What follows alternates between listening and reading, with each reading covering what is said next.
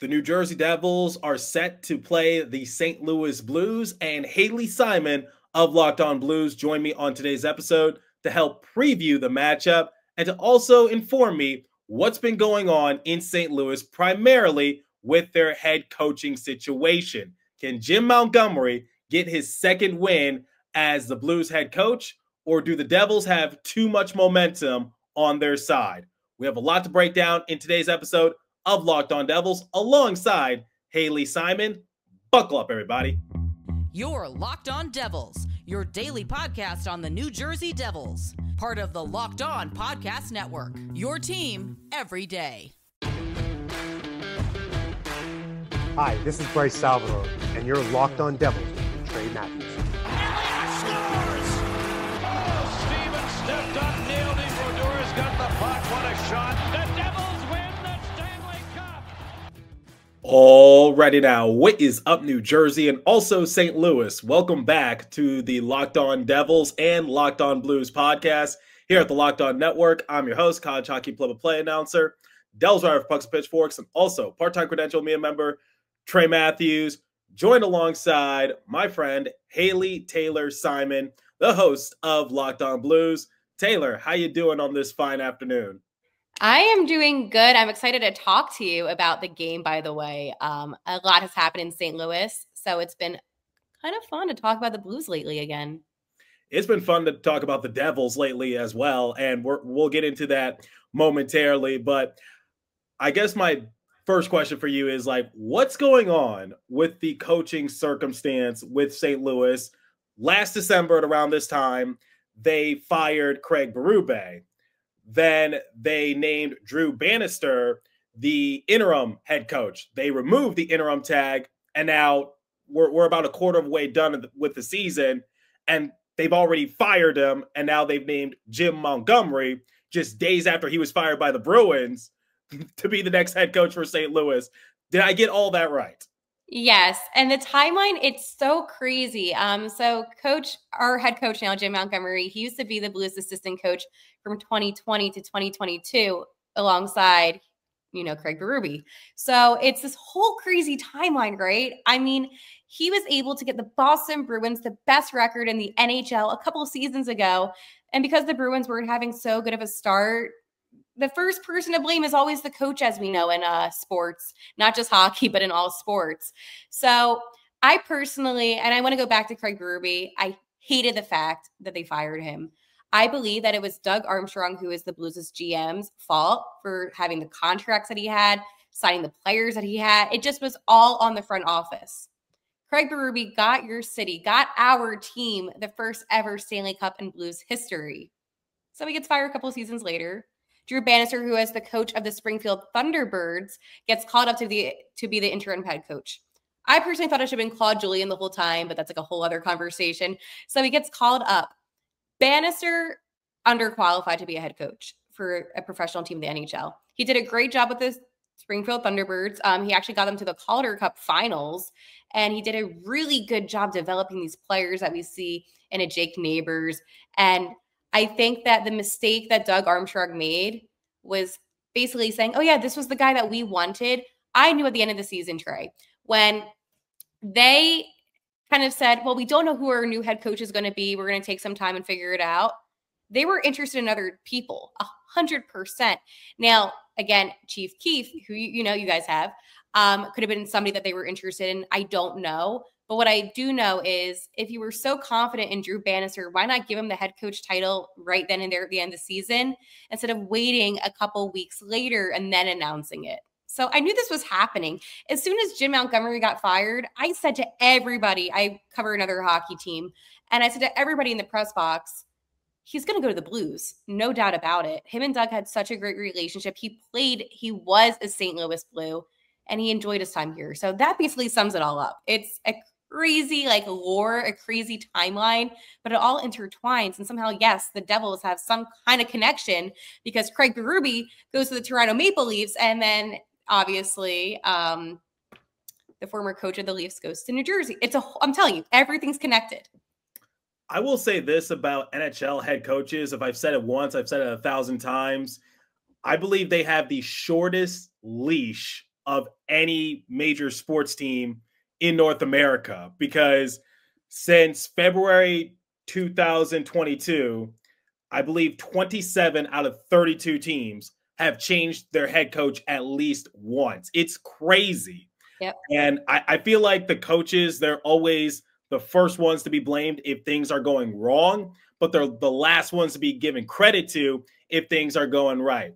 And we'll talk about the Blues and their recent game against the New York Rangers momentarily, because that game might be the downfall for the Rangers. That might be a new low for them, and I want to get your perspective on it. But for any St. Louis Blues fans who are listening to this show, I just want to say I do have a connection with the Blues. I am currently a broadcasting intern for the Florida Everblades, which is their ECHL affiliate. So I've worked alongside a few Blues prospects, including Will Cranley, Anton Malmstrom, Jeremy Biakabatuga. I don't know if those names ring a bell to any. We talk about Will all the time. There we go. Will's an absolute stud. I love him here in Florida. So just wanted to give that sort of connection to the St. Louis audience. But before I talk about the Devils, in the Blues' recent game, yes, they defeated the Rangers 5-2. Now, there's been a lot of rumors and speculation that the end might be near for the Rangers and they might become sellers. Can you just, round of applause, but might I express caution? Ranger fans are ruthless, but anyway. I don't care. If anybody knows anything about me, you know I do not care about. I mean, I had the entire fan base of the San Jose Sharks come at me. I've had the entire fan base of the Edmonton Oilers come at me. Oh, same here. Same here. Offer sheets. It's Oilers, Red Wings, and Rangers who I find the most ruthless when it comes to whenever I publish content. But digressing a little bit, the Rangers lost in embarrassing fashion to the Blues, and the end might be near. Can you please just give me a Spark Notes version of that game? What went right for the Blues, but from your perspective, what went wrong for the Rangers? Because the only time they made headlines was when Matt Rempe had a questionable hit, and I'm just like, what is he doing? Yeah, that was it. So basically, to sum up this whole entire game, I felt really good on the St. Louis side of things, just because you have a new coach, you have that new momentum, and they have Joel Hofer in net. And Hofer, he had 3 losses in his last 3 starts, so it hasn't been so good for him. However, they just came off of a really embarrassing loss against the New York Islanders, a 4-1 loss, which was not good. Anyways, in this game, what went right for the Blues? You had some new lines, and that is something that Jim Montgomery did. He wants to highlight these, star players. So you're going to have, Robert Thomas playing alongside of, Bushi.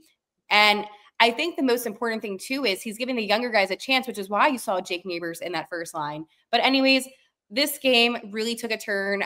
So yes, New York got on the board first, whatever. Honestly, it was like one of those goals where you kind of knew it was happening. They put a lot of pressure on the Blues' defensive zone. However, Jordan Kyrou was able to pull through and was able to tie up the game. And then we even saw Zachary Bolduc with 2 goals in last night's game. He got his first goal of the season in that second period. And then he got his second goal of the season in that final frame.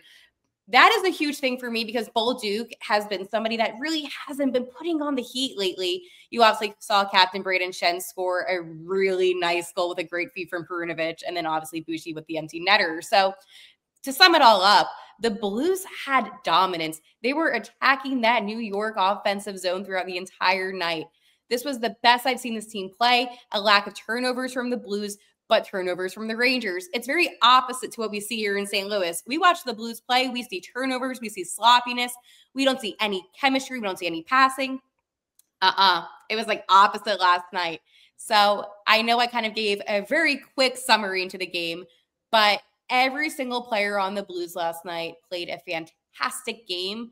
And defensively, too. I know we talk about Ryan Suter since he's, 39, being paired up with Colton Parayko. I think he looks amazing. And I truly do believe, as the season has been going on, we've just been seeing this defense connect more and more, even Perunovic's confidence. So yes, to sum it all up, everything went right for the Blues. Nothing went right for the Rangers, finally.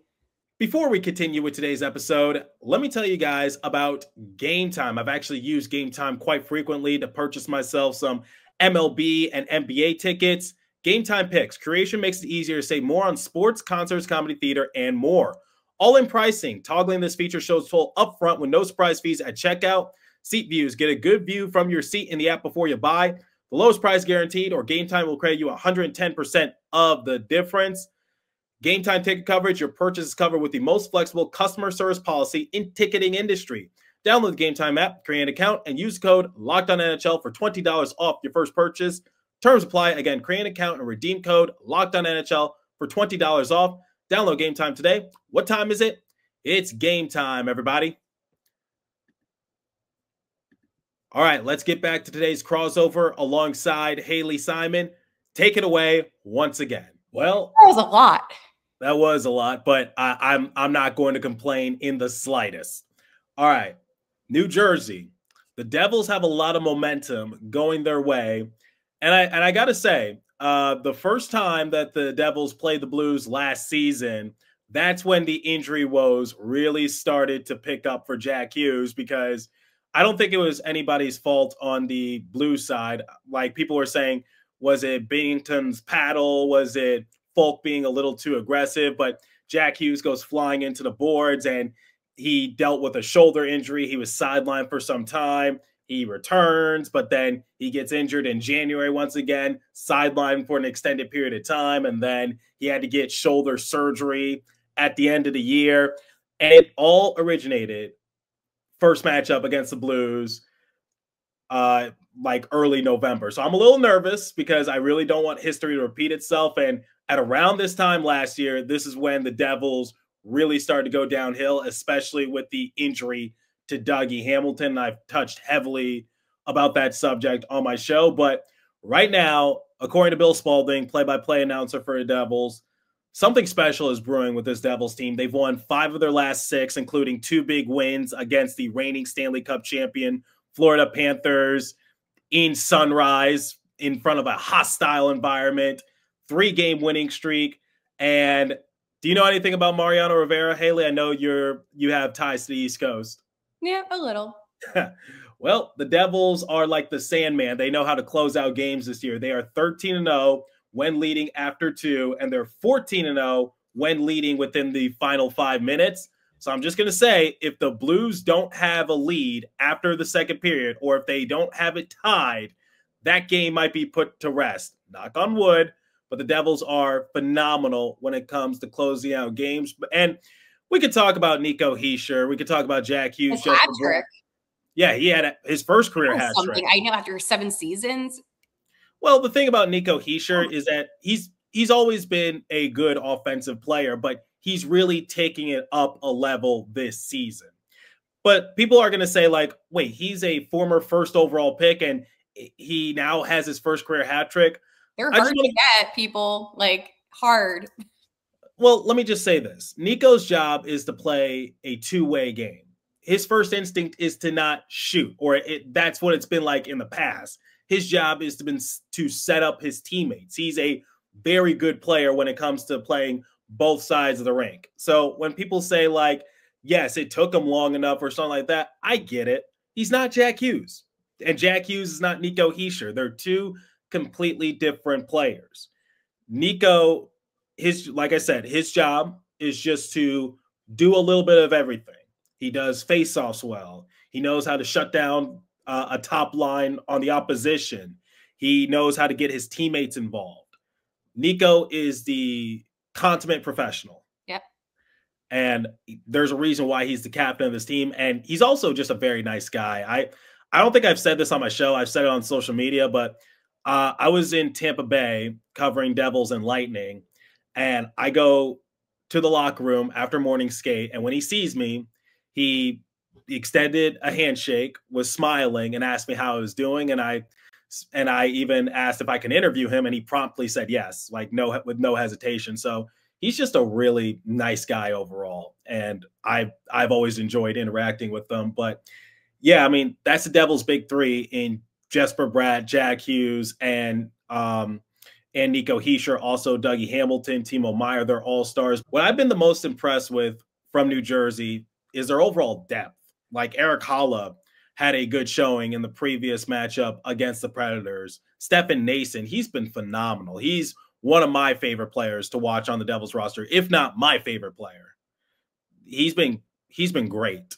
Just his net front presence, his aggression, and I knew he would be a vital X factor piece, but I didn't think he would be this good. He's been excellent. And Paul Cotter, he's been a surprise. Justin Dowling, he was thrusted into a role to replace the injured Curtis Lazar and Nathan Bash, and I think he's done that and more. And the goaltending of Jake Allen, former St. Louis Blues player, former Stanley Cup champion as well. Had his 200th win the other night. Yep. Very happy for Jake. Would you believe that he's the backup goalie for Jacob Markstrom? It's funny how time can just change everything.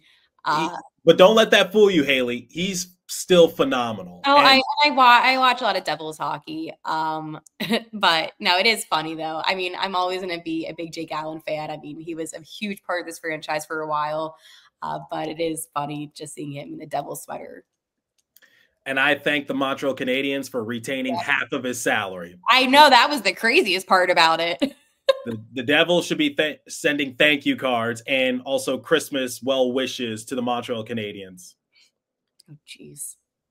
Just saying. But anyway, up and down this lineup, this Devils team has taken a complete 360 compared to last year, because the only thing that was consistent with that Devils team was their inconsistency. Mm-hmm. But I think they've really turned it around, got some more aggressive bodies too. Like the Devils play fast paced, but don't let that fool you. They still got some brutes on their team, including Stefan Noesen, Paul Cotter, Brendan Dillon.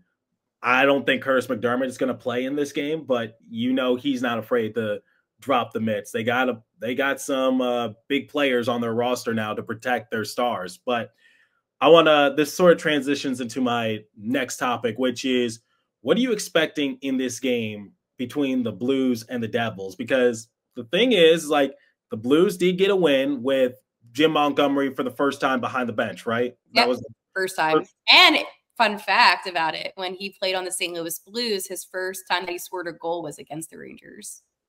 I did see that on social media. So I love when everything intertwines. Me too. How can you not be romantic about sports? But anyway, what are your expectations for this game? Is this a turning point for the Blues? I know they missed the playoffs last season. They were the first team out. They're not that far off from being a 500 team. Do you think we're going to see a different Blues team in this matchup against the Devils? No. I'm going to be honest. No. Right. So the reason why with the Rangers, I felt like the Blues really could succeed is because the Rangers are a bit of an older team. Now you have the New Jersey Devils, who are one of the younger teams in the NHL, but they also have the speediness about them and they don't get fatigued in the final frame. So when I look at the St. Louis Blues team, listen, they're the same team that lost 8-1 to the Canadiens, right? Which was really bad. They got demolished by the Senators. Like, they can't find these wins against teams that are not so good. The New Jersey Devils lead the Metropolitan with 32 points under the Carolina Hurricanes, who the Blues just lost to, who only have 31, right? So the reason why I bring this up is, as much as I want to say, oh yeah, the momentum of the Rangers game is going to carry on, I expect there to be some things that carry on. And, you know, I expect there to be more momentum, obviously. I think Binner will be in net. But do I think that this team is going to have enough time to truly adjust their playing style to a team that is faster than them, that can shoot the puck? Shoot the puck. Yes, key words, shoot the puck. The Blues did that last night, 42 shots, but it's not enough. And that's the problem. The Blues struggle in the power play. They struggle in the penalty kill. They struggle overall. I believe, though, anything can happen, but I'm looking at this, and I hate to be so negative, but everybody that watches Locked On Blues knows I'm going to keep it real. If I said to you, oh yeah, they're going to continue on this momentum against one of the best teams in the NHL right now, that is right. One of the best teams in the NHL right now, I would be foolish to say that. So that's just my 2 cents. Wow. At least you're honest about it. I love the Blues, like, big fan, obviously. But this is what happened last year when Craig Berube got fired and they brought in Bannister. The Blues did well for a little bit. And everyone was like, oh, this might be the solution. Coaching changes happen. Momentum builds. but there's still parts of this team that need improvement, like the turnovers. Like there's just so much sloppiness, the passing. There's a lot that they need to work on. So at least for me, it's really hard for me to go into this Devils game and just be like, oh yeah, new slate, when it's still the same players. Before we close out today's episode with Haley, let me tell you guys about Built. If you're a renter, I'd start taking advantage of Built if I were you. Here's the thing. We earn points on groceries, travel, and practically everything else we buy. We should also be earning points on rent, one of our biggest monthly expenses. Built changed the game by letting renters earn high-value points on rent and around their neighborhood. There's no cost to join Built. And as a member, you'll earn valuable points on rent and on your everyday spending. Built points can be transferred to your favorite hotels and airlines, and even the ones you haven't heard of. There are over 500 airlines and 700,000 hotels and properties around the world you can redeem your Built points towards. Points can also be redeemed toward a future rent payment and unique experiences that only Built members can access. So if you're not earning points on rent, my question is, why not? Start earning points on rent you're already paying by going to joinbuilt.com/lockedonnhl. That's joinbuilt.com/lockedonnhl.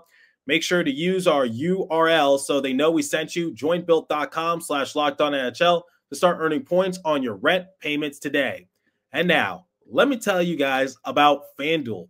Get ready to tackle the NFL action with FanDuel, America's #1 sportsbook, because right now, new customers can bet $5, get $150 in bonus bets if you win. The FanDuel Sportsbook app gives you everything you need to place live bets on the NFL all in one place. So when you get a hunch in the middle of the game, you can check out the latest stats, view live play-by-play, and so much more on the same page where you place your bets. Just visit FanDuel.com to join today. You'll get started with $150 in bonus bets if you win your first $5 bet. That's FanDuel.com. Never waste a hunch and make every moment more with FanDuel, an official sportsbook partner of the NFL. All right. Let's close out today's crossover episode alongside Haley. Take it away once again. At least you're honest about it. Now, he's out, Bolduc's out. So, I mean, not Bolduc, Broberg's out. So that doesn't help on defense. I am honest. That is one thing. I'm very honest.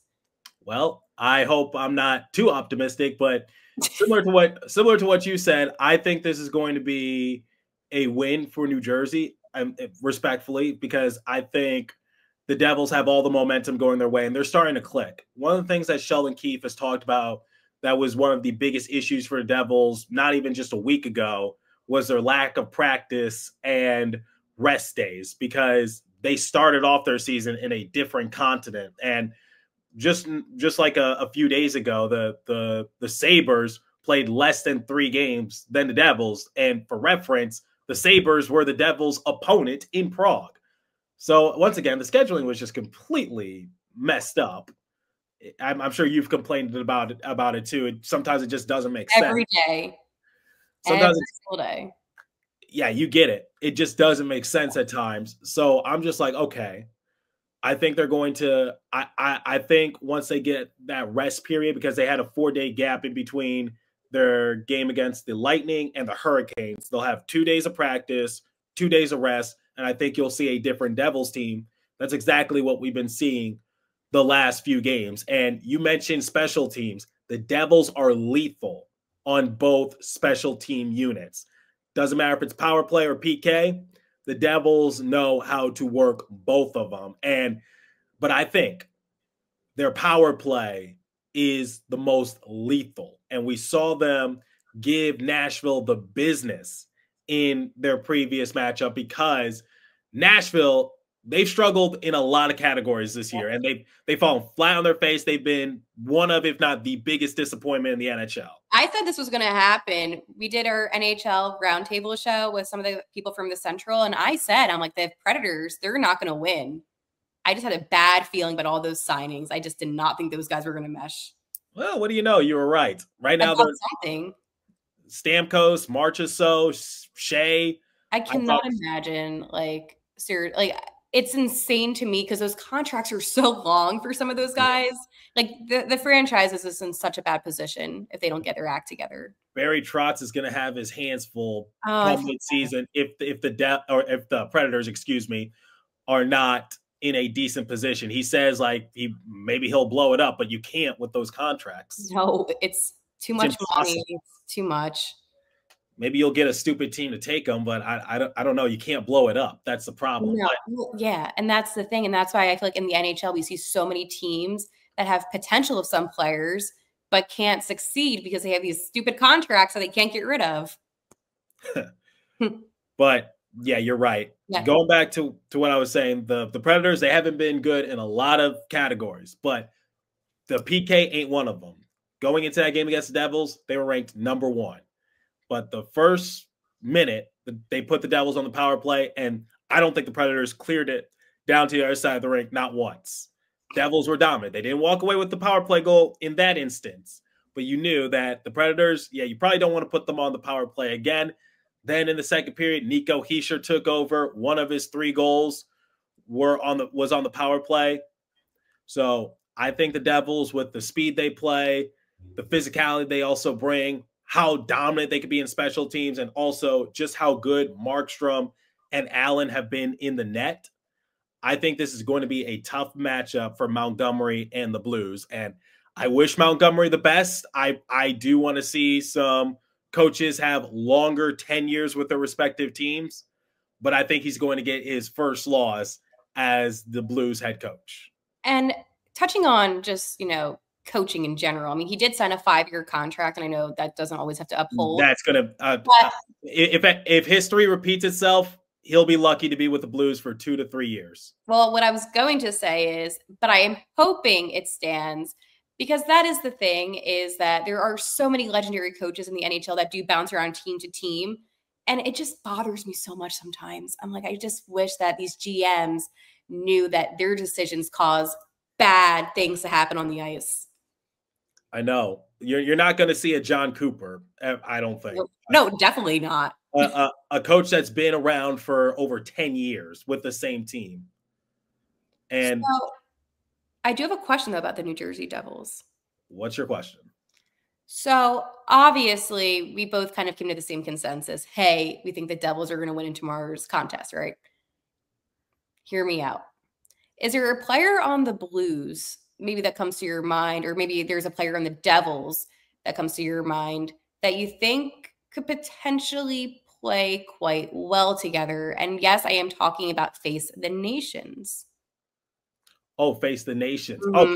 Okay, that's what you're referring. And that was my cryptic, kind of message, because Jordan Binnington, our goalie, is projected to be, this is all speculation, the starting goalie for Team Canada.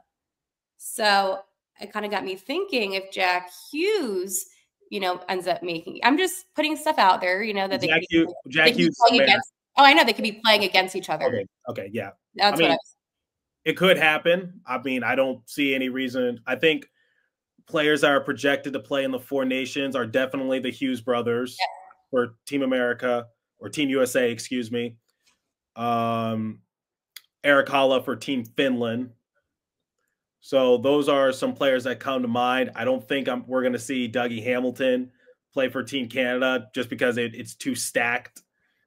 But does that make you then, heading into tomorrow's contest, be like, oh, I'm kind of curious to see how they do against Binnington now that we might have, I know that you guys have seen him before facing Binnington, but now that this Face the Nation things is happening, I wonder how it's going to look maybe if, Nico or Jack or any of those guys take some shots on Binner, Well, that's actually interesting that you brought that up, because Nico Hischier went up against his idol, Roman Josi, in the previous matchup against the Predators, and both of them are the only 2 Swiss captains in the entire league. And we saw a great matchup, at least on the Devils end, with Hischier showing up his idol. I totally agree with what you're saying. I get where you're getting at. Personally, I don't know if it plays that big a factor, but it's definitely an interesting storyline to look out for. And I'm excited to see how the 4 nations things comes into fruition. Obviously, we're not getting an all-star game this season, but I think it's going to be intriguing, especially when you have these players projected to represent their respective countries. I'm looking forward to it. I'll And just say Robert Thomas, I think, for Canada too. Yeah, so we have a lot of Canadians on the Blues, by the way, like a lot of Canadians. that's the case for a lot of hockey teams, but yes, I get what you're saying. Well, with the Devils, though, I feel like it's more kind of like spread out. We have a couple Swedish, but it's not that much. We don't have any Russian. It's just we're bougie. Well, yeah, actually we do. But yeah, no, we don't really have that many like spread out. But it's an interesting thing to think about. Yep. United States, Sweden, Finland, and Canada. Those are the teams that you might see, or those are the teams you will see. And face the nation. Yeah, and face the nations. But, it is cool, though, because with the Devils, though, I feel like this is a challenge for the Blues and a team that they're gonna have to really fight for. And they did beat the Maple Leafs, and I know the Maple Leafs haven't been playing that well, but the Blues can turn it on. So it is exciting. And I also enjoy seeing competitive hockey. And I feel like that's what we're going to see tomorrow night. Yeah, so I think it's definitely going to be an interesting matchup between the Blues and the Devils. I think the Devils are going to come out victorious. We'll see what happens. But Haley, we talked about pretty much everything from Blues to Devils. Any closing thoughts? Well, other than hopefully this is Jim's second win as a head coach. But if not, let's just hopefully see some more producing from that first line and second line, because I was really pleased with what I saw last night. And thank you again, Trey. This was fun. No problem. And how can I forget Jesper Bratt, Team Sweden? How can I forget about the best player in the NHL? If you don't get what I'm saying, that's an inside joke on Twitter. I don't know if you're familiar with. Okay, you get it. All right. Yeah.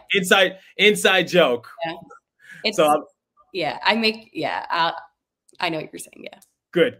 We'll leave it at that. We'll leave it at that because I don't know your thoughts on Brat Pack, but I don't have a problem with him. He's my guy, but I don't want any bad blood. So I'm indifferent at this point. I'm like, oh, it is what it is.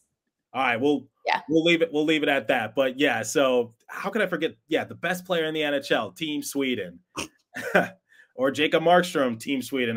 He's having a good year. I don't know. We'll see. But like I do to close out every episode, continue to stay safe. Have a wonderful day, New Jersey, and also St. Louis. I will catch you in the next episode of Locked On Devils. Haley will catch you in the next episode of Locked On Blues. Thanks for listening once again. Special thanks to Haley for taking the time to do this crossover.